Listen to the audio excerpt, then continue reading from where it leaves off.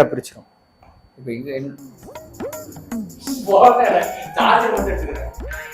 இப்ப புரியுது, நைட்ல ரெக்கார்டு போலான்னு சொல்லிட்டு எல்லா குறையும் ரெக்கார்ட் ஆன் பண்றதுக்கு முன்னாடி அவன் இடத்துல உட்காந்துருந்தான். வேற இதுல பாத்துட்டு போலாம், குனிஞ்சுக்கிட்டு வேற போறாராம், மறைஞ்சிட்டு போறாராம். மறைஞ்சிட்டு போ, எழுந்து போடா, மறைஞ்சிட்டு போ, எழுந்து போடா விசாவ. நியூ பேக்ராப், அப்புறம் நியூ ஆஃபீஸ். நம்ம சினியாரா சேனல் வந்து ஒரு பெரிய மூவ் எடுத்திருக்கு. அது என்ன அப்படின்னா, இப்போ எல்லாருக்குமே டீம்ஸ் இருப்பாங்க. டீம்ல வந்து நிறைய மெம்பர்ஸ், ஒவ்வொருத்தங்களும் ஒவ்வொரு ஐடியா வச்சிருப்பாங்க. அதை அவங்க ஒர்க் பண்ணிட்டு இருப்பாங்க. அதே மாதிரி நம்ம டீம்ல இருந்தவர் தான், இவர் பேரு CS தருண். இப்பதான் நீங்க புதுசா பாப்பீங்க. அப்போ இனிமே நிறைய வீடியோஸ்ல அவர் வருவாரு. இவர் என்ன பண்ணிருக்காரு அப்படின்னா, லாஸ்ட் பெஞ்ச் மீடியா கம்பெனி அப்படின்ற சொல்லுங்க sir. Last bench media company அப்படின்னு சொல்லி ஒரு மீடியா கம்பெனி ஒன்று ஸ்டார்ட் பண்ணியிருக்கோம். அதில் என்னென்ன ஒர்க்ஸ் பண்ணுறோம், பண்ணிட்டு இருக்கோம், பண்ண போகிறோம் அப்படின்றதுலாம் கண்டென்ட் பேசிட்டு வீடியோட எண்டில் எக்ஸ்பிளைன்டாக சொல்லலாம் அப்படின்ட்டு. ஃபுல்லாக பாருங்க. இதில் வந்து ஃபர்ஸ்ட் நீங்கள் லேர்ன் பண்ணிக்கிறதுக்கான கண்டென்ட் இருக்கும். அதுக்கப்புறம் லாஸ்ட்டாக உங்களுக்கு இந்த லாஸ்ட் பெஞ்ச் மீடியா கம்பெனி பற்றி தெரியணும் அப்படின்னா கடைசி வரைக்கும் வெயிட் பண்ணி கடைசியில் நாங்கள் கொஞ்ச நேரம் அதை பற்றி பேசுகிறோம். Shall we welcome to சினியாரா.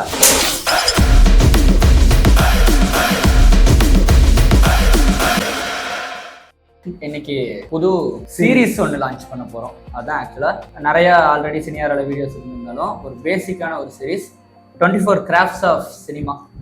அதுதான் இல்லை, ஆக்சுவலாக வந்து பேசிக்காக நம்ம இந்த 24 கிராஃப்டை பற்றி இன்டர்நெட்டில் போட்டிருக்கோம்ல, அதை அப்படியே சொல்றது ஆர்கானிக்கா இருக்காது. ஏன்னா அதை நீங்களே போய் இன்டர்நெட்ல பாத்துக்கலாம். இப்போ இது எல்லாத்தையுமே நம்ம நிறைய ஷார்ட் ஃபிலிம் பண்ணியிருக்கோம். நான் ஆல்ரெடி வீடியோலேயே சொல்லியிருக்கேன். அதை நீங்க இன்டர்நெட்லேயே பாத்துக்கலாம். இப்போ நாங்க இத்தனை ஷார்ட் ஃபிலிம் பண்ணதுல இதெல்லாம் நாங்க ஒர்க் பண்ணியிருப்போம்ல, அப்போ இதோட எக்ஸ்பீரியன்ஸ் என்ன மாதிரி இருக்கு, அப்புறம் இது இன்டர்நெட்ல போட்டிருக்கிறது இங்க என்னவா இருக்கு, நம்ம ஒர்க் பண்ணும்போது அதை என்ன மாதிரி ஒர்க் பண்றோம், அந்த எக்ஸ்பீரியன்ஸை நாங்க ஷேர் பண்ணிக்கலாம்னு நினைச்சதா இந்த சீரீஸ். வெறும் தியரிட்டிக்கலா இல்லாம, வெறும் இன்டர்நெட் நீங்க படிக்கிறது மட்டும் இல்லாம, எங்க ப்ராக்டிக்கலா நாங்கள் கற்றுக்கிட்டதை உங்களுக்கு பண்ணதை எக்ஸ்பீரியன்ஸ் பண்ணதை உங்களுக்கு சொல்றப்ப அது உங்களுக்கும் ஒரு ப்ராக்டிக்கல் எக்ஸாம்பிளா ஆகும். எக்ஸ்ட்ராவா ஒரு நாலேஜும்.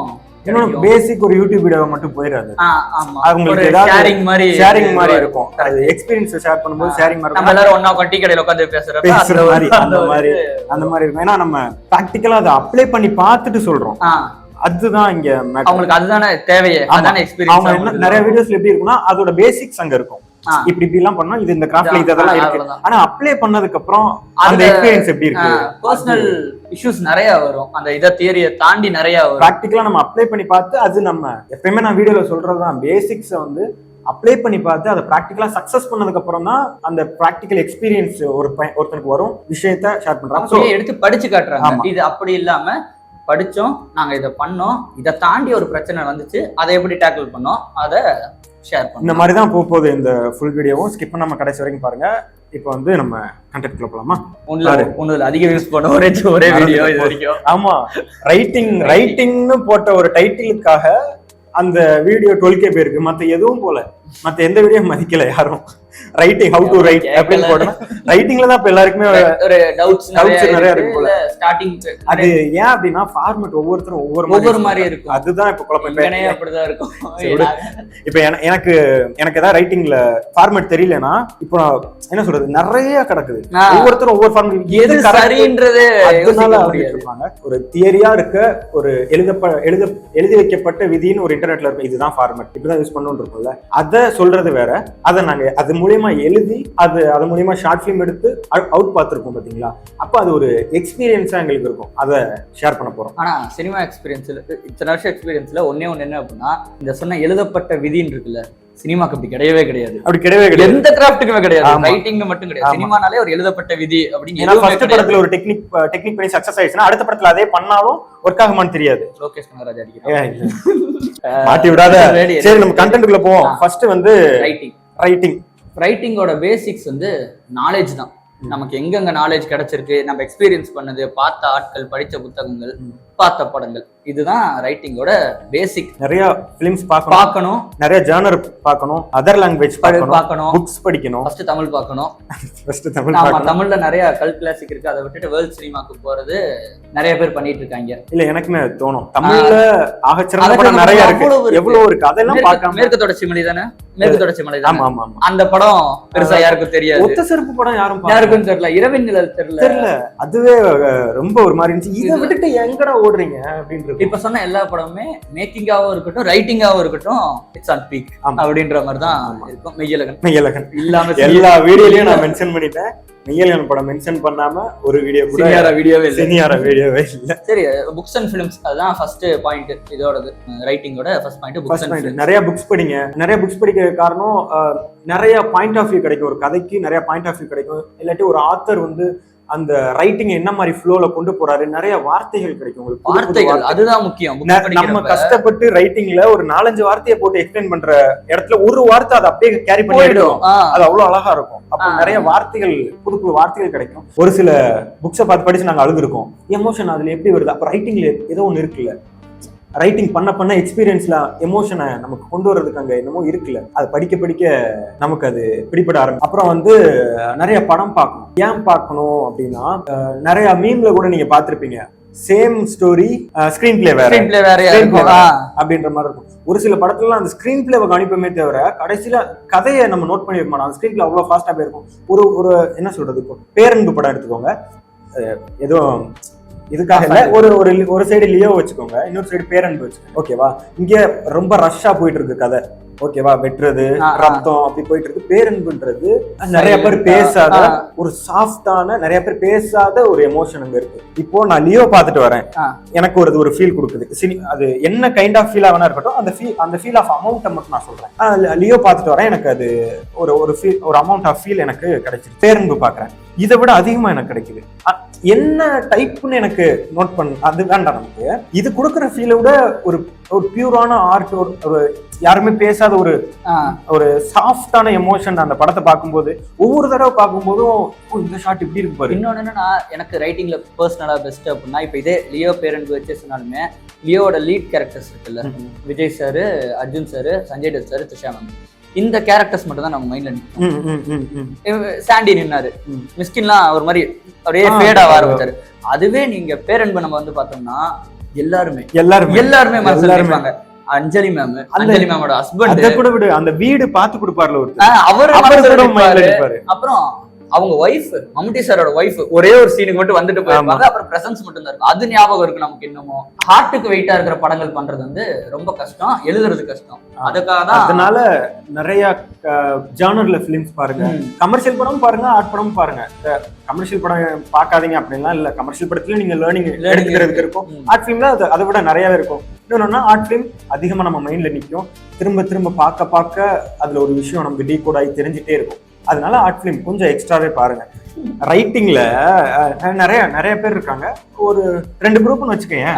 ஒரு குரூப் வந்து ஃபுல் அண்ட் ஃபுல் சிஸ்டம்ல மொபைல்ல டைப்பிங் மட்டுமே பண்ணுவாங்க. ஒரு சிலர் வந்து பேப்பர்ல கைப்பட எழுதணும்னு இருப்பாங்க. சண்டை வேற வரும்.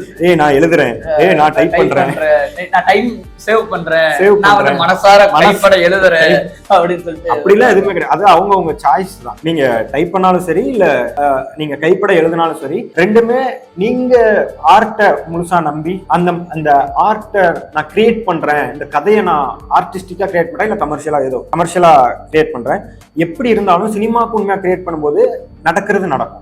பேப்பர்லயும் நடக்கும். நீங்க சிஸ்டம்ல டைப் பண்றீங்கன்னா சிஸ்டம்லயும் நடக்கலாம். எழுத்துல நான் இது வரைக்கும் இதுல சேனல்ல கூட சொல்லிட்டு பிராட்காஸ்ட் ஒன்னு ரிலீஸ் ஆயிடுச்சு. அதுலயுமே மேல கார்டுல தருவான், இல்ல லிங்க்ல கொடுத்துறோம்.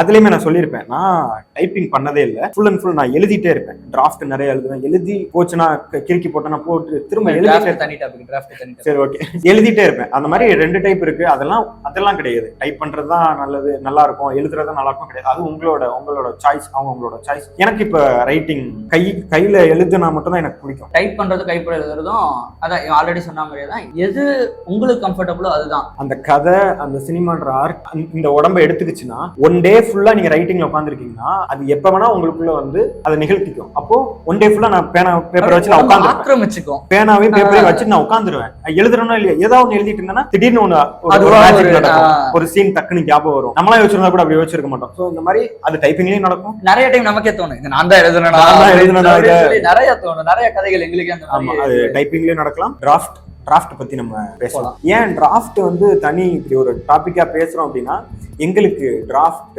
எழுதுறது நிறைய கை கொடுத்துருக்கு. ஒரு சில பேருக்கு ஸ்கிரிப்ட் ஃபர்ஸ்ட் எழுதணும்னே அவங்க ஷூட் போயிடுவாங்க, எனக்கு ஓகேவா இருக்கு நான் போறேன், அது உங்க சாய்ஸ். உங்களுக்கு எப்ப ரெடி, எப்ப உங்க ஸ்கிரிப்ட் ரெடின்றது உங்களுக்கு தான் தெரியும். போலாம். பட் டிராஃப்ட் எழுதுறது என்ன ஒரு ப்ளஸ் பாயிண்ட் அப்படின்னா, அந்த கதை ஷேப்பை பார்க்கும். ஃபர்ஸ்ட் எடுத்தோம்னா ஸ்கெலட்டன் கிடைச்சிரும், இங்க ஆரம்பிச்சு இது நடக்குது இது முடியுது அப்படின்னு ஸ்கெலட்டன் எல்லாரும் கிடைச்சிரும். அதை உட்காந்து ஃபர்ஸ்ட் டிராஃப்ட் எழுதிடுவோம். அது ரெண்டாவது டிராஃப்ட் போறப்ப இந்த இடத்துல இன்னொரு கேரக்டர் வந்தா நல்லா இருக்கும், இந்த இடத்துல இந்த டயலாக் வந்தா நல்லா இருக்கும், அந்த கதை கிரியேட் ஆகிக்கும், பெருசாகும். பெருசாகும் சென்ஸ் கதையோட இது பெருசு இல்ல, அடர்த்தி கேரக்டர்ஸ் உள்ள வரும், பின்னாடி வைக்கிற மெட்டஃபர்ஸ் வந்து ஸ்ட்ராங்கா கிரியேட் ஆகும். சோ அந்த கதை நம்ம உடம்ப நம்ம உயிரை வச்சுக்கிட்டு ரெடி ஆகுறதுக்கு நம்ம கொடுக்குற டைம் தான் டிராஃப்ட். ஒன் டைம் ட்ரை பண்ணி பாருங்க, உண்மையாவே அது உங்களுக்கு ஒரு பெரிய சேஞ்ச் கொடுக்கும். கதை அவ்வளவு அழகா ரெடி ஆகும், கண்ணு முன்னாடி ரெடி ஆகும், அழகா இருக்கும். நான் அதை எக்ஸாம்பிள் காட்டியிருப்பேன் என் ஸ்கிரிப்ட்ல. நான் வந்து இப்படி ஒரு சீன் எழுதிருக்கேன்னா அது டிராஃப்ட் எழுதுறதுக்கு சைட்ல இடம் விட்டு எழுதிடுவேன். அங்க வந்து இந்த டைலாக், ஓ இந்த கேரக்டர் உள்ள வருது, ஆரோ மார்க்கி போட்டு கசகசன்னு இருக்கும். அது அப்புறம் திரும்ப அதை நீட்டா எழுதிட்டு இது ஒரு டிராஃப்ட் ஓரம் வச்சு, அதோட இப்ப இந்த கசகசன் இருக்கு, அதை பார்த்தா ஆசையா இருக்கும், ஆசையா இருக்கும், வேலை செய்யணும் அப்படின்ற ஆசையே இவ்வளவு உள்ள இன்வால்வ் ஆயிருக்கா அப்படின்னு இருக்கும். Idea to story, story to screen play. இது வந்து இதுக்கு முன்னாடி எடுத்த டாபிக்லாம் கொஞ்சம் நிறைய பேசுன மாதிரி எங்களுக்கு ஃபீல் ஆகுது. அதனால இதை சிம்பிளா சொல்றோம். உங்களுக்கு இந்த டாபிக் ரொம்ப முக்கியம், இது எங்களுக்கு எக்ஸ்ட்ரா போடுங்க ப்ரோனா தனி வீடியோவாவும் கமெண்ட்ல சொல்லுங்க. உங்களுக்கு ஆக்சுவலி உங்களுக்கு விருப்பம் இருக்குன்னு எனக்கு தெரிஞ்சிடும், நாங்க தனி வீடியோ மேக் பண்றோம். இதுதான் ரைட்டிங்கோட ப்ராசஸ் தெளிவா தெரிய வேண்டிய இடம். ஆமா, ஐடியா டு ஸ்டோரி தெளிவா இதுக்கு தனி வீடியோ போடலாம் ஆக்சுவலா. அதனாலதான் நாங்க லைட்டா சொல்றோம். இது உங்களுக்கு வேணும்னா கமெண்ட்ல சொல்லுங்க. கிராஃப்ட்ஸ்னு வரப்ப இது இல்லாம எங்களால ஸ்கிப் பண்ண முடியல, அதனால இந்த டாபிக் இல்லாம தாண்ட முடியாது. எங்களுக்கு சப்போர்ட் இல்ல, நாங்களா தனியா கத்துக்கணும்னு ஆரம்பிச்சுதான் ஷார்ட் ஃபிலிம். அப்படி பண்ணி தான் இத்தனை ஷார்ட் ஃபிலிம் வந்து இதுல எங்களுக்கு ஏதாச்சும் லேர்னிங் தான் இது. இதை எந்த யூடியூப்லயும் நான் சொல்லி பார்த்ததில்ல. அதனாலதான் இதை ஒரு சின்ன idea to story to screen play எக்ஸாம்பிளுக்கு நான் உங்களுக்கு புரியுற மாதிரி ஒன்று சொல்றேன். ஒரு கதை இருக்கு, கதைன்றது ஒரு ஃபார்மட். எல்லா கதைக்கும் ஒரு ஃபார்மட் இருக்கு. பேராகிராஃப்ன்ற ஒரு ஃபார்மட், டைலாக் நீங்க தனியா அதெல்லாம் தேவையில்லை. கதைன்றது ஒரு ஃபார்மட். அதை இன்கேஸ் தியேட்டர் ஆக்டுக்கு நடிக்க நாடகம், மேடை நாடகம் போட போறீங்கன்னா அதுக்கு அந்த கதையை மேடை நாடகத்துக்கு ஏற்ற மாதிரி மாத்தினா அதோட ஸ்கிரீன் பிளே. இந்த கதை ஃபார்மேட்டை சினிமாக்கு மாத்துற ப்ராசஸ் தான் சினிமாக்கான ஸ்கிரீன் பிளே ப்ராசஸ். நிறைய பேர் என்ன பண்ணுவாங்கன்னா, கதை எழுதி முடிச்சதுக்கு அப்புறம் கதையில இருக்க சீனை பிரிச்சு ஸ்கிரீன் பிளே போட்டு ஷூட்டு கிளம்பிடுவாங்க. சேம் அதே இன்டர்நெட்ல இருக்க திங்ஸ் தான். இன்டர்நெட் லொகேஷன் மாறுச்சுன்னா, டைம் மாறுச்சுன்னா, சீன் அடுத்த சீன் காலையில இருந்திருக்கும், நைட் இருந்திருக்கும், சீன் 1 சீன் 2 சீன் 3 வாங்க ஷூட். இந்த ப்ராசஸ் யாருமே மென்ஷன் பண்ணி நான் பார்த்ததே இல்ல. நாங்க பண்ணதான் அந்த எங்களுக்கே புரிய ஆரம்பிக்குது. ஓகே, சினிமாக்கு டிஸ்ட்ராக்ஷன் எடுத்துக்கோங்க. டிஸ்ட்ராக்ஷன் பத்தி தனியா நம்ம இந்த சினிமா பத்தின விஷயங்கள்லாம் பேசுறோம். நிறைய விஷயம் இருக்கு, இதெல்லாம் ஆட் பண்ணி சினிமாக்குன்னு அந்த படத்தை சினிமால சொல்றதுக்கு அந்த கதையை மாத்துறோம், அவ்வளவுதான். இந்த டாபிக் இது போதும். அவங்களுக்கு வேணும்னா அவங்க கேட்கட்டும், தனி வீடியோ கூட எக்ஸ்பிளைன் பண்ணி போடலாம். அடுத்து வந்து சீன் லிஸ்ட் எடுத்துவோம். இப்ப ஸ்கிரீன் பிளே நம்ம முடிச்சிட்டோம்னா, ஸ்கிரீன் பிளே முடிச்சதுக்கு அப்புறம் சீன் லிஸ்ட் ஒன்னு டீமா சேர்ந்து போடுவோம். அந்த சீன் லிஸ்ட்ல எத்தனை சீன் இருக்கோ அந்த சீன் எல்லாம் மென்ஷன் பண்ணி 1 2 3 போட்டு சீன் எல்லாம் மென்ஷன் பண்ணி, அது டேவா நைட்டா, அது என்ன ஈவினிங்கா, அந்த மாதிரி ஏர்லி மார்னிங்கா, எக்ஸ்டீரியரா, டேவா நைட்டா, சீன் லொகேஷன், யார் யார் ஆர்டிஸ்ட் இன்னொன்னு மென்ஷன்னா அது கரெக்ட் டைமிங்கும். ஏர்லி மார்னிங் வேணுமா, இல்ல ஒரு 9 மணிக்கு போதுமா, ஈவினிங் டைமா, லேட் நைட்டா அப்படின்றது இது மட்டுமே ஒரு லிஸ்டா இருக்கும். இப்போ இது ஷெட்யூல் போடுறதுக்கு ரொம்ப யூஸ்ஃபுல்லா இருக்கும். இந்த சீன் இவ்வளவு நேரம் அது வந்து இதோட யூசேஜ் ஷெட்யூல் போடுறதுக்கு ரொம்ப யூஸ்ஃபுல்லா இருக்கும். ஆமா, ஆர்டிஸ்டோட கால் ஷீட் வாங்குறதுக்கு, ஷெட்யூல் போடுறதுக்கு, யார் யார் வருவா, ஃபுட், டிராவல், எங்க லொகேஷன் எல்லாத்துக்கும் இது ஒன்னு ரைட்டிங்ல பேப்பர், ரைட்டிங்ல ஸ்கிரீன் பிளேக்கு அப்புறம் நாங்க இந்த ப்ராசஸ் சீன் லிஸ்ட் போலாம். Short division and short list வந்து உண்மையாவே ரொம்ப இம்பார்ட்டன்டான ஒண்ணு. எப்படி ஸ்டோரி டு ஸ்கிரீன் பிளே மாத்துறது சினிமாக்கான ஒரு இதுவோ, அதே மாதிரி பேப்பர்ல வந்துருச்சு, ஸ்கிரீன் பிளேவாவே வந்துருச்சு. இத விஷுவலா சொல்றதுன்னு ஒன்று இருக்குல்ல. ஒரு இடத்துல இப்ப இங்க கேமரா வச்சிருக்கோம், இங்க எடுத்துட்டு இருக்கிறோம், இதே மாதிரி ஒரு படமும் பண்ண முடியும் இல்லையா? என்ன சொல்றேன்னா, ஏதோ ஒரு ஆங்கிள் கேப்சர் பண்ணிட்டு போயிடலாம், ஏதோ ஒரு ஆங்கிள் கேப்சர் பண்ணிக்கோ. ஒய் ஷார்ட் லிஸ்ட் அவங்க பார்க்க தானே வைக்கணும், அதை பார்க்கணும். ஏதோ ஒரு ஆங்கிள் கதை சொல்றது மட்டும் போதும் அப்படின்னா, எழுதுனதை அப்படியே கொண்டு போய் கேமரா ஒரு இடத்துல வச்சு எல்லாரும் தெரியுறாங்களா, எல்லாரும் மூஞ்சி தெரியுதா, போயிடலாம். ஷார்ட் லிஸ்ட் போடுறது எமோஷன்ஸ் கன்வே, அப்புறம் அந்த அழகியல்னு சொல்றது, ஃப்ரேம்ல ஒரு அழகியல் காட் பண்ணி, அப்புறம் ஒரு இடத்துல நம்ம கேமரா வைக்கிறோம் அப்படின்னா அதோட பேக்ராப்ல அதுக்கான மெட்டஃபர் வைக்கிறது, இதெல்லாம் இன்னும் போக போக நம்ம ரைட் அந்த மெட்டஃபர் வந்து எவ்வளவு கேமரால உள்ள ஆக்குபை பண்ணணும், அதையும் நம்ம தான் முடிவு பண்ற மாதிரி இருக்கும். எந்த பிளேஸ் ஆகணும், காம்போசிஷன் எல்லாமே இந்த ஷார்ட் லிஸ்ட்லயும் ஷார்ட் டிவிஷன்ஸ்லயுமே வந்துரும். இது தெளிவா இருந்துச்சு அப்படின்னா ஷூட் அவ்வளவு ஃபிளாலஸா போகும். இன்னொன்னு என்னன்னா அவுட் அவ்வளவு அழகா வரும். அந்த எமோஷனை ஸ்கிரீனோட லேயர்ல இருந்து புஷ் பண்ணி ஆடியன்ஸ் அதாவது நான் ஆல்ரெடி சொன்னதுதான், எழுதின கதையை சொல்றது ஈஸி, எழுதின கதையை நினைச்ச மாதிரி எடுத்து சொல்றதுதான் எடுக்கிறது. அதுதான் நான் சொன்ன நிறைய வீடியோ நான் சொல்லியிருக்கேன். ரைட்டிங் கோடு போட்ட மாதிரி ரைட்டிங் இந்த பக்கம் இருக்கும், மேக்கிங் அந்த பக்கம் இருக்கும். ரைட்டிங்க கொண்டு வரதான் சேலஞ்ச். ரைட்டிங் கதை அழகா இருக்கும், அழகா படமா கொண்டு வரதுதான். கதை அழகா எழுதிருப்பாங்க, செமையா அது எடுத்தா சூப்பரா இருக்கும். மேக்கிங் போயிட்டு கஷ்டப்பட்டு அது ஒரு முக் அவுட்டா வந்து நிக்கும். அந்த எக்ஸாம்பிள் நான் சொல்லியிருப்பேன் நினைக்கிறேன். அதே லியோ மெய்யழகன் எடுத்துக்கங்களேன். லியோ கதை எவ்வளவு ரஷ்ஷான கதை அப்படி இருக்குல்ல, அதுல நமக்கு ஒரு சில மிஸ்டேக் நம்ம சொல்றோம்ல, இந்த மாதிரி மிஸ்கின் சார கொஞ்சம் டக்குன்னு முடிஞ்சிட்டாரு போயிடுச்சு.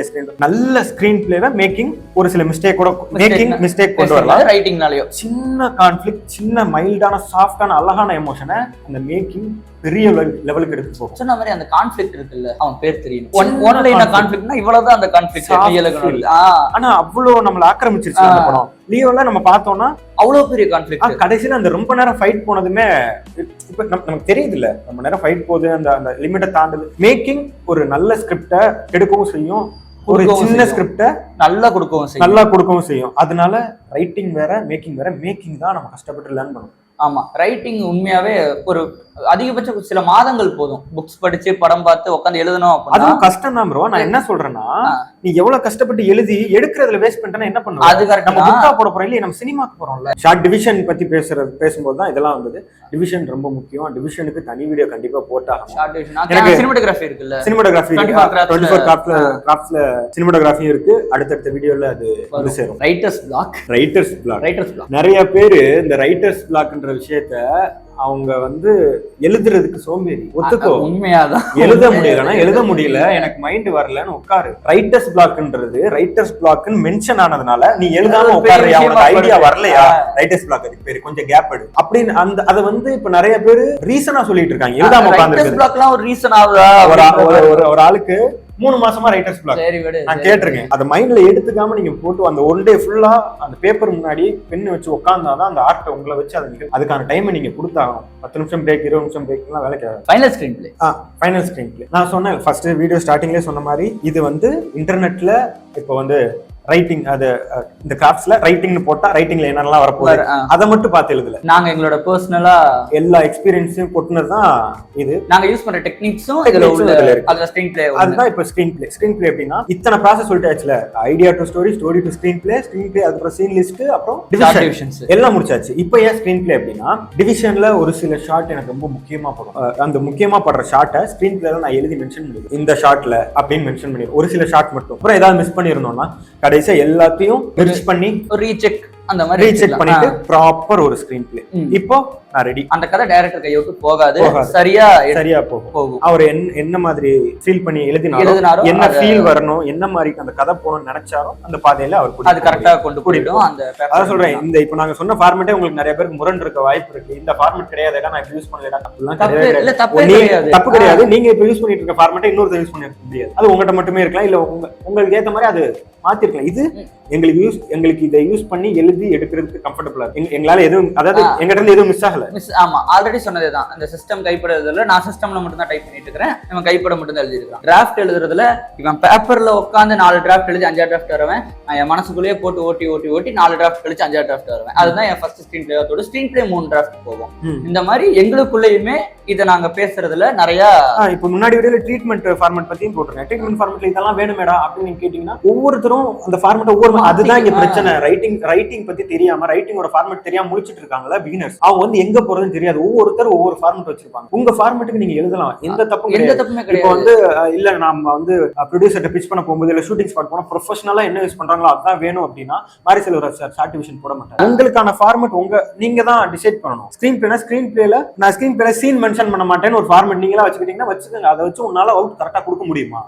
அதுதான் கான்ஃபிடன்ட் உனக்கு இருக்கா, நீ யூஸ் பண்ணிக்க. அது உனக்கு கம்ஃபர்டபுள்னா யூஸ் பண்ணிக்கணும். யாரு கேட்க போறா? ஆல்ரெடி சொன்னதுதான், எழுதப்பட்ட விதின்றது ரைட்டிங்கும் கிடையாது, சினிமாக்கும் கிடையாது. ஆனா எழுதி இருக்கிறத படிச்சு வச்சுக்கணும், ஒரு எழுதி வைக்க படிச்சு வச்சு அது மூலியமா தான் நம்ம அதை பிரேக் பண்ணி தான் போகணும் வெளியே. ரூல் ஆஃப் தேர்ட் எல்லாமே அதான் சொல்லிருக்கோம். 180 டிகிரி பிரேக் பண்றாங்கல்ல, டிகிரி அந்த ரூலை தெரிஞ்சுக்கிட்டு நீ பிரேக் பண்ணு சொல்றாங்க. பேசிக் எல்லாம் கத்துக்கோங்க, பேசிக்ஸ் அப்ளை பண்ணுங்க. பேசிக் அப்ளை பண்ணி ஒரு ப்ராப்பர் அவுட் கொடுத்துட்டு பேசிக்கை தாண்டி யோசிக்காதீங்க. பேசிக்கை வச்சு இந்த பேசிக்ல எனக்கு இது இப்படி பண்ணா ஈஸியா பண்றேன், பண்ணலாம், தாராளமா பண்ணலாம். யாரும் உங்களை கேட்க போறாங்க. அடுத்து அதுதான், அதாவது கான்ஃபிடென்ட்டா உன் ஃபார்மட்ல நீ பெர்ஃபெக்ட்டான ஒரு ஷார்ட் ஃபிலிம் அவுட் கொடுத்துட்ட, பெர்ஃபெக்ட்டான ஒரு ஃபர்ஸ்ட் உன்னோட ஃபீச்சர் ஃபிலிம் அவுட் கொடுத்துட்டேன்னா செகண்ட் படத்துக்கு உன்னோட ஃபார்மட் என்னன்னு யாரும் கேட்க மாட்டாங்க. நீ என்ன ஃபார்மட்னு எழுதினாலும் ஃபர்ஸ்ட் படம் சக்சஸ் கொடுத்துருக்கல, செகண்ட் படம் உன் ஃபார்மட்ல சக்சஸ் தான் நடக்கும். நான் ஒரு சக்சஸ் கொடுக்கல அதனால யாரும் எனக்கு பின்னாடி வர மாட்டாங்க. சக்சஸ் கொடுத்தா தான் வருவாங்க. ஆமா, சக்சஸ் கொடுக்காம யார் வருவா? யார் ஒன்னு நம்புவா? யாரா இருந்தாலும் நம்ப மாட்டாங்க. சரி, ஓகே. இந்த வீடியோல லேர்னிங் செஷன்ல நாங்க எடுத்த டாபிக்லாம் ஃபுல் அண்ட் ஃபுல் உங்கள்கிட்ட பேசிட்டோம். பேசாத நிறைய விஷயங்கள் இருக்கு, அதை மென்ஷன் பண்ணியிருந்தேன், கமெண்ட்ல சொல்லுங்க, தனி வீடியோ போட்டலாம். உங்களுக்கு வேணும்னா சொல்லுங்க. அப்புறம் வீடியோட ஸ்டார்டிங்ல சொன்ன மாதிரி அந்த பெரிய ஸ்டெப் எடுத்து வச்சிருந்தோம் சொன்னேன்ல, லாஸ்ட் பெஞ்ச் மீடியா கம்பெனிக்கு கூட கொலாப் பண்ணி தான் சினியாராவும். ஏன்னா முன்னாடியில இருந்தே இந்த ஐடியா இருந்துச்சு, எல்லாருமே ஒன்னா ஒர்க் பண்ணிக்கிட்டு இருந்தோம். இப்போ எல்லாருமே மெர்ஜாய் தான் ஒர்க் பண்ண போறோம். லாஸ்ட் பெஞ்ச் மீடியா கம்பெனி கூட தான் சினியாராவும் ஜாயின் பண்ணி ஒர்க் பண்ண போறோம். அதனாலதான் ஸ்கிரீன்ல இன்னும் நிறைய டீம்மேட்ஸ் எல்லாம் இருக்காங்க, வருவாங்க. உங்களுக்கு ஃபன் இருக்கு, ஒவ்வொரு படத்துக்கு ஏத்த மாதிரி இந்த டாபிக் பேச போறோம் அப்படின்னா இன்னைக்கு எல்லாம் ஒவ்வொரு ரகமா இருப்பாங்க. இருக்கு, நான் இப்படி சிரிச்சு பேசினதே இல்ல, இதான் ஃபர்ஸ்ட் டைம். தனியா எடுத்துட்டு இருப்போமா, எல்லாரும் அவங்க ஒர்க்க தனித்தனியா போயிட்டு இருந்தோம். எல்லாம் ஒர்க் பண்ணும்போது சிரிச்சே பேசுறேன் வீடியோ. இவரு அந்த கம்பெனி பத்தி எக்ஸ்பிளைன் பண்ணுங்க. லாஸ்ட் பெஞ்ச் மீடியா கம்பெனி அப்படின்றது எங்க எல்லாரோட ரொம்ப நாள் கனவு. கிட்டத்தட்ட எங்க எல்லாருக்கும் ஒருத்தர் ஒரு 1.5 வருஷமா தெரியும். பை த ஃபர்ஸ்ட் டே நாங்க பேசுனது ஒரு மீடியா கம்பெனி ஸ்டார்ட் பண்ணோம் அப்படின்னு சொல்லி. ப்ரொடக்ஷன் கம்பெனி கிடையாது, ஒரு மீடியா கம்பெனி ஸ்டார்ட் பண்ணோம் அப்படின்னு சொல்லி தான் ஸ்டார்ட் பண்ணோம். இன்னைக்கு அது நடந்திருக்கு. we are here. இந்த இடத்துல வந்து நின்றுருக்கோம். ஒரு ஸ்டார்ட் அப்பா தான், சின்னதா தான் ஸ்டார்ட் ஆயிருக்கு. நினைச்ச இடம் எங்கேயோ இருக்கு, பட் இது ஒரு சின்னதா ஸ்டார்ட் ஆயிருக்கு. இதுல வந்து நாங்க சர்வீசஸ் ஒர்க்ஸ் அப்படின்னு பார்த்தோம் அப்படின்னா, ஒரு ஷார்ட் ஃபிலிமோட போஸ்ட் ப்ரொடக்ஷன் ஃபுல்லா எடுத்து உங்க சப்ஸ்கிரைபர்ஸ் யாராவது இப்ப வச்சிருக்காங்க, ஃபுட்டேஜ் இருக்கு, போஸ்ட் ப்ரொடக்ஷன் ஃபுல்லா பண்ணணும் அப்படின்றப்ப ரொம்ப மினிமல் பட்ஜெட்ல, வெளியே கேட்கறத விட ரொம்ப மினிமல் பட்ஜெட்ல ஒரு ஷார்ட் ஃபிலிம் பேக்கேஜ் ஃபுல்லா ஒரு 10 ஒர்க்ஸ், எடிட், டிஏ, மியூசிக் எல்லாமே, போஸ்ட் எல்லாமே. ஆமா, ஃபுட்டேஜ் இருக்குன்னா ஃபைனல் அவுட் எங்க இருக்கு. அப்படி இப்போ ஸ்டோரி மட்டும் தான் இருக்கு, ஐடியா மட்டும் தான் இருக்கு. ஸ்டோரி மட்டும் தான் இருக்கு, ஐடியா மட்டும் தான் இருக்குன்னு சொல்றப்ப 2 டைப் டெக்னீஷியன்ஸ் வேணும். ஸ்டோரி இருக்கு, அதுல இருந்தே வேணும் அப்படின்னாலுமே அந்த assistant directors, Associates, cinematographers, artist, lightings, இது எல்லாமே அவங்க லொகேஷனுக்கு வந்து அவங்க ஷூட் பண்ணிட்டு அந்த ஃபுட்டேஜை காப்பி பண்ணி ஸ்டுடியோ கொண்டு வந்து எடிட் பண்ணி பிஏ பண்ணி அதே ஃபைனல் அவுட்டை அவங்க இதை கொடுத்துருவோம்.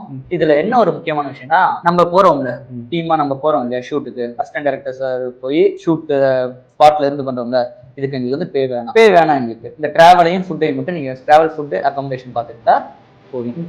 அந்த ஆர்ட்டுக்கும் அந்த ஆர்டிஸ்ட்டுக்கும் நாங்க பண்ற ஒரு இதுவா இது இருக்கட்டும் அப்படின்னு சொல்லி போஸ்ட்டுக்கு எப்போ போல அந்த மினிமல் பேவை அவங்க பண்ணிக்கிற மாதிரி. இது வந்து ஒரு இன்னொன்னு ப்ரொடக்ஷன் கம்பெனி நான் எப்படி கொண்டு வரணும், இதோட விஷன், மிஷன், ஐடியாலஜி, இது எல்லாமே எப்படின்னா, பொட்டுக்காலி கூழாங்கல் ஒருத்தர் ஷார்ட் ஃபிலிம் எழுதினாருன்னா அது லாஸ்ட் பெஞ்ச் மீடியா கம்பெனில யோசிக்காம ப்ரொடக்ஷன் பண்றதுக்கான ஒரு ஸ்பேஸ் வந்து இங்க இருக்கும். இந்த ப்ரொடக்ஷன் கம்பெனி வந்து எனக்கு வருமானத்துக்கானது கிடையாது, சினிமாக்காக மட்டுமே இந்த ப்ரொடக்ஷன் கம்பெனியை நான் ரன் பண்ணணும் அப்படின்னு சொல்லி தான். உங்களுக்கு போஸ்ட் ஒர்க்னாலும் சரி, இல்ல முன்னாடில இருந்து எனக்கு ஹெல்ப் வேணும் சரி, கான்டாக்ட் எல்லாமே நான் டிஸ்கிரிப்ஷன்ல போட்டுறேன். இவரை கான்டாக்ட் பண்ணி நீங்க உங்களுக்கு என்ன ஒர்க் வேணும் நீங்க பேசிக்கலாம். அதனால சப்ஸ்கிரைப் பண்ணாதான் சப்ஸ்கிரைப் பண்ணி வச்சு பாருங்க, ஃப்ரெண்ட்ஸுக்கு ஷேர் பண்ணுங்க. உங்க ஃபிலிம் மேக்கர்ஸ் எல்லாருக்குமே லாஸ்ட் பெஞ்ச் மீடியா கம்பெனியை கான்டாக்ட் பண்ணுங்க. எந்த ஹெல்ப்னாலுமே, அது ப்ரொடக்ஷனா இருக்கட்டும், போஸ்ட் ப்ரொடக்ஷன்ஸா இருக்கட்டும், எதுனாலும். புக் பப்ளிகேஷன் இருக்கு, சீக்கிரமே லான்ச் பண்றப்ப கண்டிப்பா சொல்றேன். சர்ப்ரைஸ் இருக்கு அதுல, வேற ஒன்று அது இருக்கு. அப்புறம் சொல்லுங்க சார், அப்புறம் சொல்லுவோம். And this video is ended by சொல்லு என்ன சர்ப்ரைஸ். உங்களோட சினியாரா ஃபவுண்டர் மணிரத்னம் வந்து ஒரு புக் எழுதி முடிச்சிட்டாரு, சீக்கிரமாவே பப்ளிஷ் பண்ண போறோம். அந்த பப்ளிகேஷனுக்கு சப்ஸ்கிரைபர்ஸ் நீங்க எல்லாருமே வருவீங்க, வரக்கான இன்விடேஷன் இருக்கும். லொகேஷன்லாம் அப்டேட் பண்றப்ப அதுக்குள்ள நிறைய பேர், இன்னும் நிறைய பேர் வரணும். நீங்க எல்லாருமே வரணும், உங்க கூட தான் அது நடக்கணும்னு சொல்லி நான் ஆசைப்படுறேன். ஓகேலாமா? இந்த லாஸ்ட் பெஞ்ச் மீடியா கம்பெனி பத்தி உங்களுக்கு தெரிஞ்சிருக்கும். அப்புறம் இந்த வீடியோல கண்டென்ட்டும் ஃபுல்லா இருந்துச்சுன்னு நினைக்கிறேன். ரெண்டுமே உங்களுக்கு கொடுத்தாச்சு. இப்போ நாங்க கிளம்புறோம். சீக்கிரமே இந்த சீரீஸ்ல அடுத்த வீடியோல நான் உங்களை மீட் பண்றேன். தேங்க்ஸ் ஃபார் வாட்சிங் திஸ் வீடியோ. பை.